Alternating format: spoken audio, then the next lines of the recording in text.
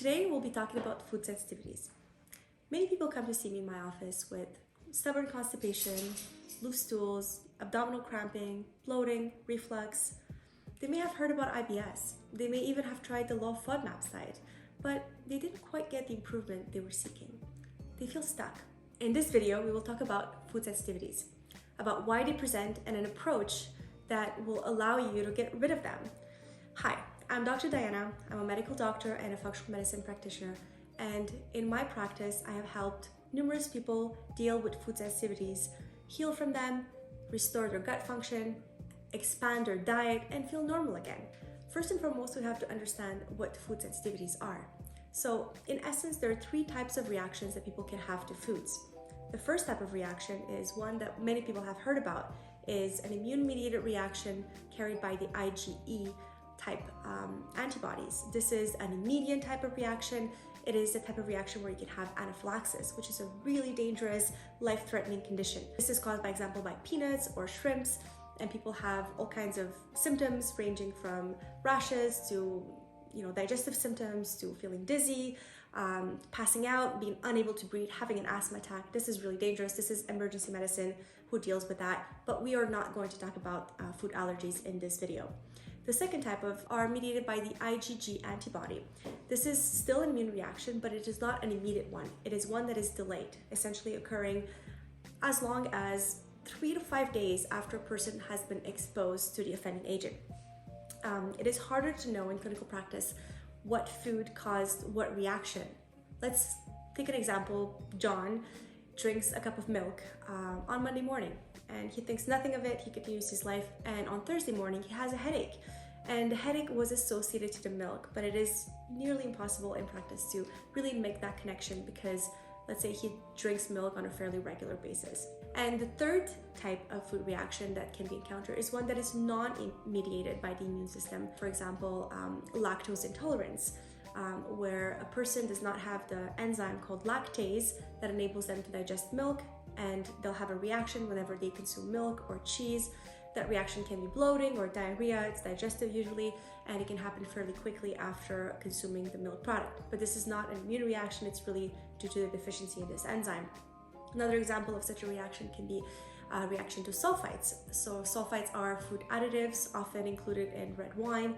So when someone has a reaction to sulfites, they can develop, for example, headaches or flushing, sometimes palpitations, or their heart rate will go very fast. And that is not an immune-mediated reaction. It is more a side effect to the additive. In order to understand food sensitivities, we have to zoom in on the gut and first understand the concept of intestinal permeability. So I'll draw cells of the gut lining, which are called enterocytes. So it's these square cells that at the top they have this thing called villi. So villi are specialized channels that allow for absorption of food with very specific channels. When we do a zoom in on one of these villi, and we see it here like that, on the surface are actually microvilli, which are really tiny absorptive elements that allow for food to go in. So as you can see, these enterocytes are very closely linked together, and they're attached by something called tight junctions.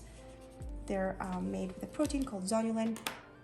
On top of these enterocytes, we have this sort of slime, which is a mucus layer that is very similar to the mucus secreted by your nose.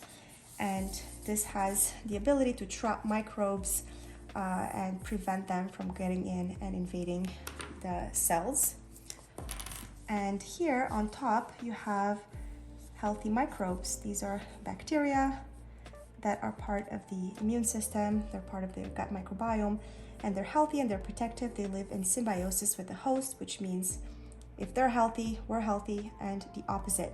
So whenever there is something like an invader, let's say this is a parasite, and it tries to go in and it tries to invade, well, these little cells, the bacteria, they have the ability with specialized enzymes to secrete that and attack this guy.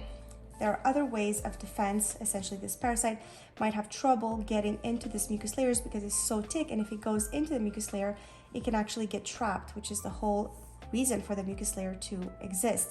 If ever, let's say, it escapes this mucus layer and it tries to get into the body, there are other lines of defense that are done by the immune system. So this is a presenting cell. It's a cell that's part of the immune system.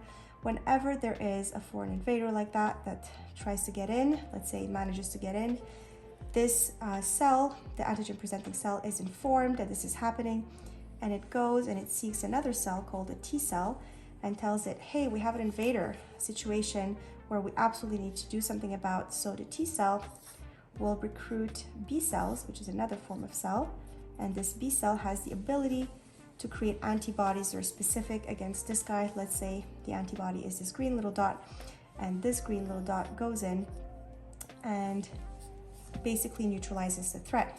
Another way that the body has to neutralize threats when an invader comes in is the lining of the intestinal wall where those little villi exist. They secrete something called secretory IgA, which is basically an immunoglobulin.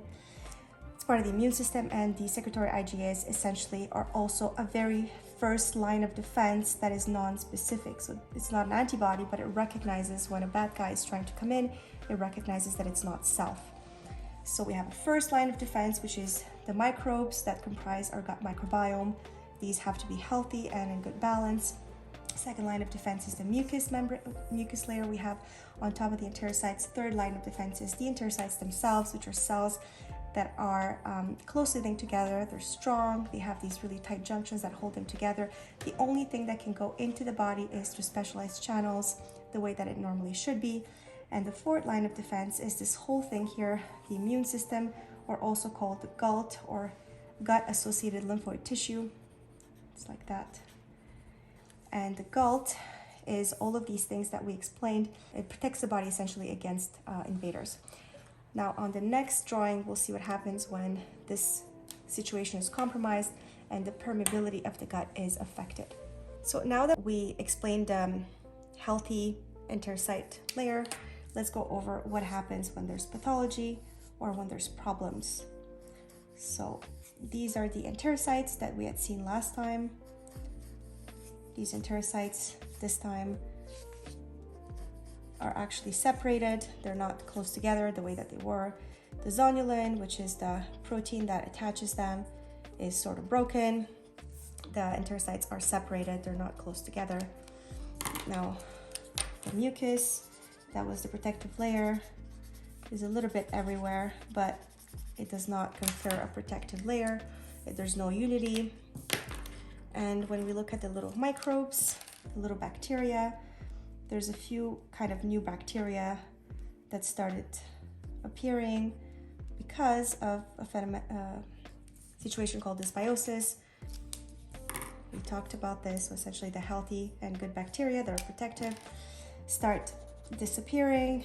So the bacteria that were healthy before start disappearing when bad diets are consumed, for example, and they stop being protective, so they don't secrete any chemicals that protect the body. So when we have foreign invaders, again, this bad virus, it can more easily penetrate the body in between the cells because of this disrupted membrane, or also because there's no mucus layer, or it's not continuous the way that it was supposed to be. And then what happens is that the cells that lie right underneath all of this, which are the immune cells, for example, there's this virus, or let's say it's a parasite. This parasite goes in, starts to cause issues, and the body understands that there's an attack. This is a presenting cell, which goes and seeks another cell, which is called a T cell, and tells the T cell, hey, this guy is bad news, let's do something about him. And then the T cell will go and find another cell called a B cell, and the B cell is informed that there's an invader, and the B cell will produce an antibody that is specific to this bad guy right here. Let's say this is the portion that's targeted, and this is the immune system creating a response and eventually going after this guy and neutralizing it. This is what happens with microbes. When microbes get into the body, by the improper channels. And the other thing that can happen is food. So food that we ingest, let's say this is a piece of apple, and the piece of apple normally, as it goes into the body, is absorbed through specialized channels in the cell. So this still happens. However, because of this huge gap here, the apple that is only partially digested can actually go into the body without getting into the specialized channels. It goes between the cells and it escapes this line of defense. And because of that, it also tells the immune system, hey, this guy is a threat. It's a partially digested apple. We don't understand what this is. Let's start doing the same thing and create an antibody against the apple. So T cells are activated. They're told, hey, you have to start recruiting B cells and get antibodies against this partially digested apple. This is what happens here. And a new antibody is created. This is this green little circle. This green little circle is going to essentially attack the undigested apple. Goes right here and neutralizes the apple. The problem is that the apple is not an invader. So next time you eat apple, what happens? There's a lot of green little antibodies that are kind of produced by the body at the ready. So whenever a new apple comes, let's say this is an apple, the antibody recognizes the apple and decides to neutralize it. But because apple is food and apple is absorbed through the cells, it also attacks the cells of the enterocytes, the cells of the gut. And that causes symptoms. It can cause diarrhea, constipation, abdominal pain, it can cause cramps, and it also causes inflammation. So inflammation, let's put that in red. Inflammation is bad. Inflammation into the gut lining. And over time, inflammation essentially makes these enterocytes, these cells that have the villi, which are supposed to be the absorptive layer, it makes it kind of flat and less effective at absorbing stuff. So the more this process is going on, the more the food that you take in, let's say this is a piece of, I don't know, piece of carrot or something like that, this is not going to be digested. It's only partially going to be absorbed. Only a small piece of it will be absorbed, and then the rest is just going to be flushed down. And this causes nutritional insufficiencies and deficiencies over time. The body is unable to absorb the food that goes into the body. Plus, it is starting to create antibodies and essentially an immune response, inflammation in the gut lining whenever the wrong piece of food that is considered an invader gets into the body. So essentially this piece of apple, each time the person eats the apple, they'll have symptoms because of these antibodies as this immune activation. So now that we explored the concept of intestinal permeability, let's go over what causes food sensitivities over time. First, we have processed foods. So an ingestion of a diet that is high in saturated fats, high in sugars, and devoid of fibers essentially is kind of the perfect storm that causes food sensitivities and intestinal permeability issues. Fiber, we already mentioned that fiber is very important because it nourishes the gut microbiome and it enables our bacteria that are protecting us, they're part of our immune system, to stay healthy and thrive. So when people don't consume fiber because the diet is very devoid of it, because it's processed, essentially that starves out that gut microbiome and impedes that first line of defense we have in our gut. Another thing that causes issues is conventional foods. So this might come as a surprise, but conventional foods have traces of pesticides, fungicides, and the grains are radiated, and there's a bunch of chemicals are used in the process of the modern agricultural practices. This is helpful for the crop because it doesn't die and we have higher yields, but it is not healthy for the individual over time. And again, we're assuming that this individual is already genetically susceptible, so not everyone will have the same reaction, but in genetically susceptible individuals, it will cause an inflammatory trigger in the gut and can lead to intestinal permeability. Another factor that can cause this issue is excessive alcohol intake. So alcohol is a toxin. It causes a lot of different problems in the human body, can affect negatively the brain, the heart, the liver, but also the gut. Then very strenuous athletic performance, like for example, training for a marathon or running a marathon. This is something that can cause food sensitivities in susceptible people, and it does affect the intestinal permeability because it is a very high stress on the body. Other stressors that we can recognize are essentially feeling stressed, like having a lot of work, not sleeping correctly, not sleeping enough. So sleep deprivation and high levels of emotional or physical stress over time can cause this issue. as well as taking antibiotics. So antibiotics are prescribed for many kind of infectious illnesses. They're frequently very adequate and absolutely essential for a healthy person. However, when someone is exposed to antibiotics numerous times in their life, it can have a compounding effect, negative effect on the microbiome, and essentially kill a lot of that diversity and a lot of those healthy bacteria. So antibiotics. The other thing that can be an issue is chronic NSAID use. So NSAIDs are a category of medication where you have the Advil or the naproxen. They're anti-inflammatories that are used as a pain relief medication. This is often used by people who have regular headaches or who have arthritic pains, or I have joint pain, I have back pain, let me take some Advil. People don't really think much of it. It's just something that is a day-to-day thing for a lot of people. Unfortunately, that's a risk factor for food sensitivities. And another thing that can cause issues is just basically being chronically ill. So being chronically ill, being exposed to medications on a regular basis, and having a chronic illness, like for example, rheumatoid arthritis or any kind of inflammatory type illness, there's already a lot of inflammation in the body. The chances are higher that that inflammation also attacks and affects the gut, and then food sensitivities can also present in that way. Another trigger for food sensitivities is having an infection of the gut. For example, having a gastroenteritis. Young kids can get this from daycare and their parents can be exposed, or their siblings. Often it's not much of an offending agent, but in the susceptible host, if for example there are other factors that are at play, it may be a trigger for developing food sensitivities. Another type of infection that is an example could be a parasite. So acquiring a parasite when someone travels to an endemic region and getting something like Giardia or Blastocystis hominis, this can cause an acute infection. And if it's not well treated, or if it's not treated at all, over time it can have a negative impact on the microbiome, and in that way also produce food sensitivities or be a trigger for food sensitivities development over time. So how do food sensitivities manifest? How can we know that we have food sensitivities? So essentially, let's go over some of the symptoms that can present. So as we were able to see in the drawing, the symptoms can be localized because it causes an inflammation at the level of the gut. So the first symptoms are often local symptoms, such as abdominal pain, abdominal cramping, bloating sensation, reflux, belching or burping, or having excess gas, or having this kind of this pattern of stool that is inconsistent. But we also have systemic symptoms that can present as well. So systemic symptoms are symptoms that are outside of the gut.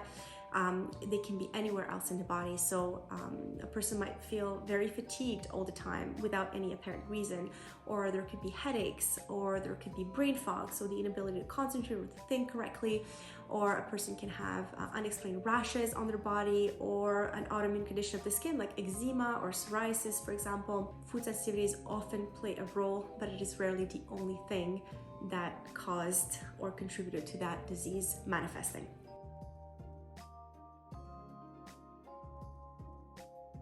I wanted to show this drawing again, just so that you have this in mind, what happens with the immune system when they get sensitized. So again, as a recollection, this is a piece of apple. It's an undigested food particle. It gets absorbed between the cells because the intestinal membrane is not permeable.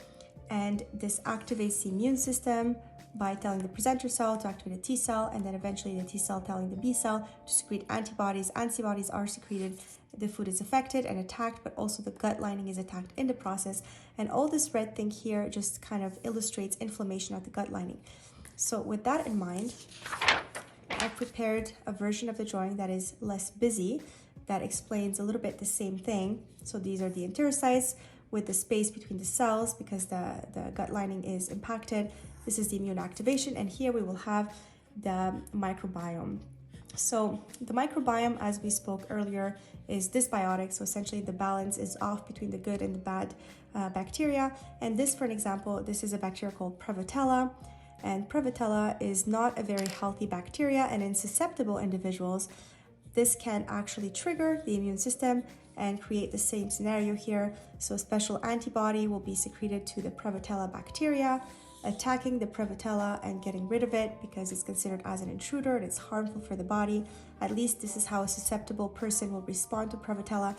The problem is that Prevotella has a portion that resembles very much the joints of a person's body. So when the body does this, when it attacks prevotella, it also does not recognize that the joints are not prevotella, but they resemble it very much. And this can cause inflammation of the joints.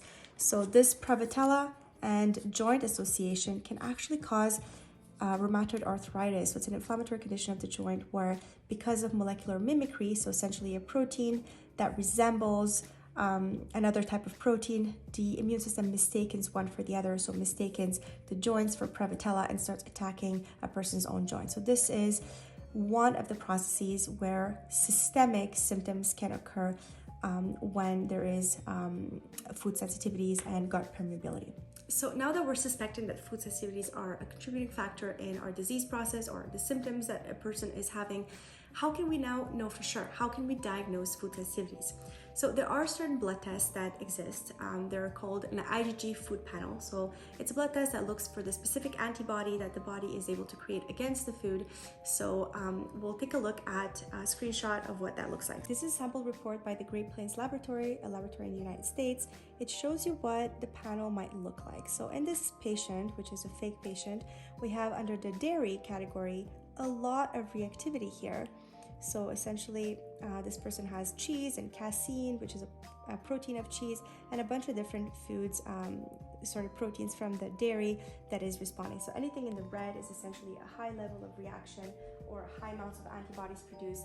Anything in the yellow or the green is less. So green foods are safe, essentially.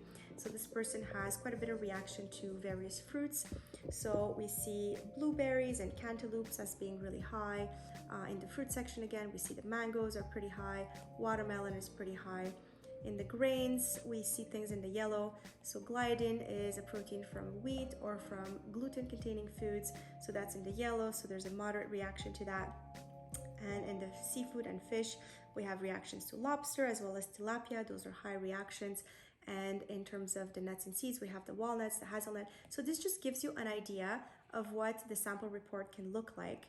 And at the end, the laboratory gives a conclusion of essentially which are the foods that have a high amount of reactivity. This kind of blood test enables a person to have an idea of what foods are the most problematic foods and removing those foods specifically in the context of an elimination diet. The IgG food reactivity panel has some limitations, however, and this is why I don't recommend it as a first-line intervention to detect what food sensitivities a person might have. The limitations are, so a person, for example, who eats a lot of pears just before the test, as an example, might show in the test that they have a reactivity to pears, and this might not be a quote-unquote real food sensitivities. It's just that they were exposing themselves to a lot of pears just before the test, and that's why the test will show pears as a problem food, when in reality it's not actually a problem food.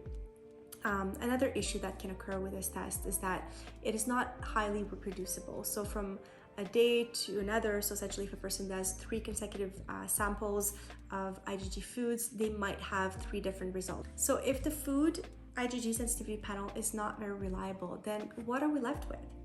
Well, the gold standard in the case of food sensitivities is still something we call an elimination diet. So an elimination diet is a diet where we remove most of the foods that have a high degree of inflammatory potential that, statistically speaking, a lot of patients will react to. So those foods are gluten, dairy, corn, soy, sugar, eggs, food additives and food preservatives, category of foods called the nightshades, which are a group of vegetables that contain the tomato, the pepper, the eggplant, and the potato, coffee, alcohol, and peanuts. So those foods are the classical foods that are contained in the elimination diet. But if, for example, a patient eats pineapple every single day because it's their favorite food in the world, and we have a suspicion that there's an intestinal permeability issue with that patient, most likely that patient will have a reactivity to the pineapple. Therefore, the pineapple is best removed as part of that elimination diet. So essentially, the elimination diet can be tailored to the individual patient based on their food patterns, so what they're eating all the time, but also based on their disease pattern. So patients who have, for example, a lot of joint pain or joint inflammation, they might do better at not only removing gluten, but removing all of the lectin family. So the lectin family includes things like beans and legumes and certain seeds and nuts, in addition to gluten. And for them, it will be very important to remove the nightshades, which are the group of vegetables I already described previously. So how long should a person do an elimination diet for? So typically 4 to 6 weeks. The reason for that is that antibodies that are produced by the body have a half-life of about 30 days. So after 30 days, half of the antibodies that are secreted against apple, for example, will be flushed out of the system, and there's only half of those antibodies that are left. So if a person follows an elimination diet for a period of 4 weeks or 30 days, then half of the antibodies they have against the apple will get flushed out of the system and no new antibodies will be secreted because that person has removed the apple from their diet. This is just an example. So it tells you around the duration of time, the 4 to 6 weeks. In order to tackle food sensitivities, we also have to, in addition to the elimination diet, add some supplements to allow the gut to heal a little bit faster. So this intestinal permeability can be healed and can be reversed. We can get back to a state of permeability where the gut allows for specific absorption of nutrients and we don't have this absorption between cells. So I'm going to detail some supplements that can be useful for gut repair and gut healing. So first we have turmeric. Turmeric is a potent anti-inflammatory. It acts on NF-kappa B, LOX, and COX. Those are some very core receptors that are implicated in inflammatory reactions. It also helps by activating a receptor called NRF2, which actually has anti-inflammatory properties. In addition, it helps to quench cytokine activity. Next, we have vitamin D. Vitamin D is an immunomodulator. It acts on the innate immune system, helping the gut repair that portion of itself. D is frequently deficient in Northern countries due to insufficient sun exposure. So vitamin A, similarly to vitamin D, helps to stimulate the innate immune system. It helps to boost natural killer cells, and it also helps that natural line of defense that we have in our gut, which are the secretory IgAs. It's an important nutrient for gut repair and gut healing. L-glutamine. L-glutamine is an amino acid. We get this from eating protein. Specifically, L-glutamine, this one amino acid, is a fuel for the enterocytes. Probiotics. Probiotics are important to help the healthy microbiome population grow, replenish, and improve. Prebiotics. This feeds the healthy microbiome. They go together hand in hand with the probiotics. Omega-3s. Omega-3s have potent anti-inflammatory activities through inhibition of NF-kappa B, inhibition of arachidonic acid, and also it stimulates resolvins, which are certain chemicals that are involved in resolving an inflammatory reaction. So the gut healing protocol should be given sufficient time to act, ideally 8 to 12 weeks, and should be combined with the elimination diet. This allows the best chance at improving the gut function and resolving some of these food sensitivities. After the elimination diet, usually there's a phase of reintroduction where people will reintroduce their foods every 2 to 5 days and track their symptoms along the process. So if you want more information about how to proceed with their reintroduction, as well as more information on the elimination diet, please see the video specifically associated with the elimination diet below.